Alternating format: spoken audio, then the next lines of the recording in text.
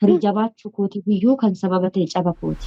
Dhuguma kunis ni darba haqiiqaa jecha baay'ee miidhagoodha. Dubbiin hundi bu'uura qaba.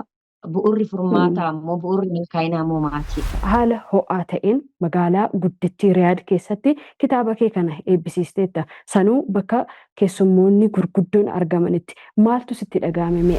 Wanni darbe darbeera, wanni darbe du'aadha. Du'aa duuka yoo dubbatte miidhamni illee kaleessadha. Miidhama kaleessaa irraa yoo dubbatte madaan sitti kaasta beektaa. Madaan hin dagatamne tokko tokko ni jirti.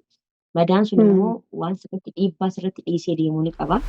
Kitaabni kun dubartoota biyya Arabaas ta'ee kan biyya keessaa jiraniif maal fayyadamee kitaabni kun kaayyoon kitaaba keetii kun maalidha? Bakka hundatti dhimmi dubartiin biyyaa bahu kun irratti yaadamuu qaba. Kaassatan akka majlisaatti, akka ulamaayitti. Yeroo barreessitu kana akkamii biyya ormaa keessa ta'anii mana madaamii keessa ta'anii kitaaba barreessuun chaalenjiinsaa akkamii mee sanatu nu ibsite?